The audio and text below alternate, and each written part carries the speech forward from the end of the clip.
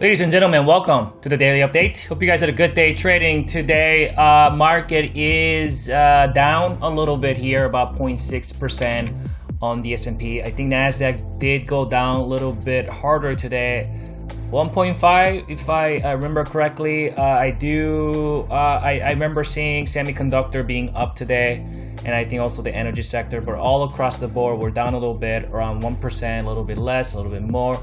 Let's stick with the spider here, 65-minute chart.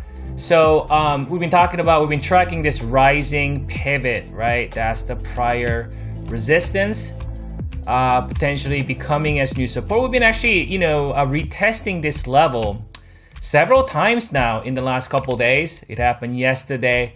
It happened on this gap down. We actually saw a gap down. As you can see here, this is where it closed on Friday. This is where it opened. And it is no surprise that as soon as we open right on that rising pivot, you can see that dip buyers quickly showed up and brought it up on the first hour. And then there was a second hour, third hour, and on the fourth hour, we got rejected right on that gap there. So that down gap is not filled. So if you've been following me and watching my videos, you probably know this by now that when the down gap is opened up, especially when the oscillator is getting into that overbought zone, and when the down gap doesn't get filled, this down gap, right?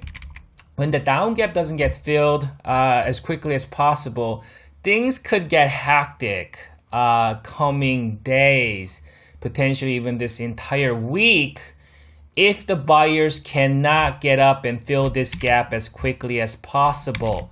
Best case scenario for the buyers is getting up and gapping it over. Let's just say market decided it wants to gap over it, which is going to be 0.7, 0.8% gap up, which is very much doable. Having less than 1% gap up in the morning, that will be the best case scenario. That would expedite the move and jumpstart this thing back up to make its run to the upside.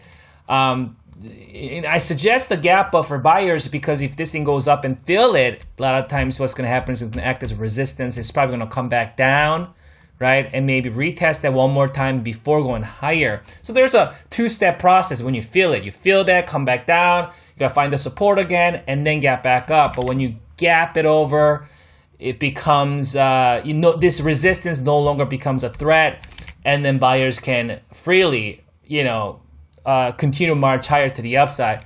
So we're just right on the resistance, and that's a level coinciding with my short-term moving average. We got to give some respect on this short-term moving average as long as it is holding above it. So you can see this is a level where we saw the move here. We saw a pullback. That was the short-term in that near that level. And you can see here, here, here. So the short-term moving average is guarding and supporting that rising pivot, that purple line there, and just helping out and strengthening that support level. So obviously bears want to break below it. Best case scenario for bears also is gapping it down because we got the rising pivot, right? And we got the short-term moving average.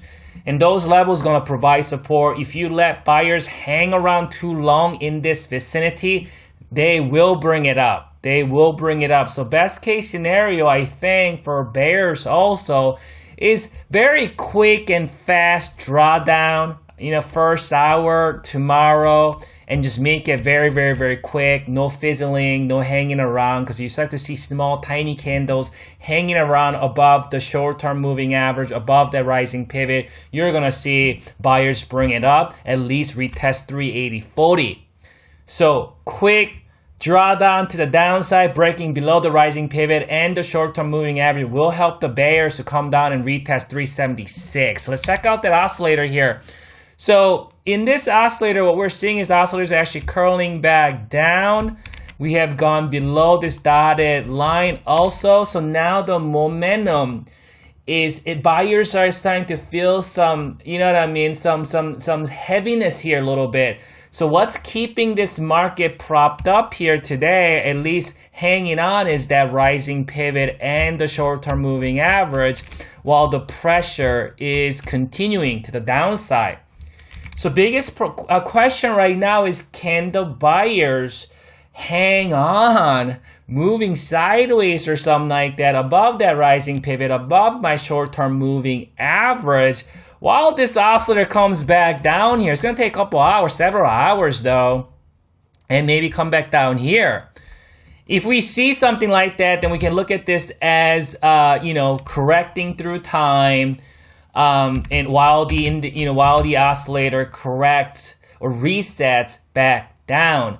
To do that, I think buyers want to go up and fill this gap. So what's going to happen is this thing is, because right now the momentum is to the downside, despite let's say this thing goes up and fill this gap, right? It will still be coming down just because it's been in that momentum here in a couple days. And then as this gap gets filled, and then what happens when the gap gets filled, it's going to act as resistance, and it's going to come back down to retest the rising pivot and the short-term moving average. In that process, the price is moving sideways. So price is going to go up, come down, it's going to move sideways. And in that process, you're going to see this oscillator coming all the way back down. And by the time the price goes up and come back down to retest the rising pivot and the short-term moving average, you're going to see that oscillator coming down to the bottom of its band. And at that time, bulls have fully rested and they can bring it back up, right? So tomorrow, I think tomorrow's action is going to determine, and especially early morning, right? Bears don't want bulls to hang around in the first 2 hours if you want to see 376. Bulls, you want to see 384 or 381, 382 filling this gap.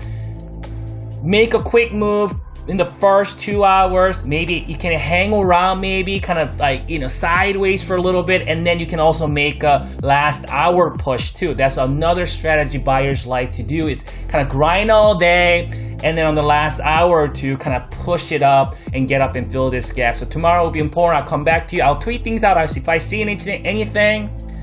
You guys here, enjoy your evening, and good luck trading tomorrow.